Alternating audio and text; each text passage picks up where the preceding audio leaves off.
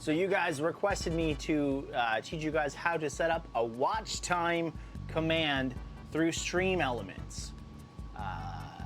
Okay, let's walk through it right now. Okay, this command is actually quite an easy one.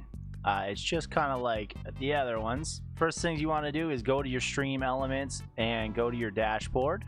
And at the side over here, go down to Chatbot. And then hit up Chat Commands. And when you're doing that, you also don't need to set up a custom command, because guess what, baby? It's already there. And just scroll your butt down. And then you find watch time.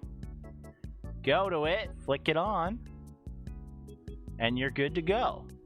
And hit save. I do just want to tell you right now, in order to test this command out, you, the streamer, has to be streaming, and you have to test it through an alt account, just to show how long someone's been watching. And I believe it has to be at least more than 30 minutes. It can't be right off the bat. That's it for the video. I hope it helped you out. There are more StreamElements command tutorials and kind of everything else StreamElements right there.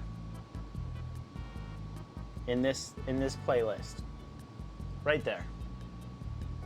I'll even move my head. Can you see it? Can you see it right here? Right here.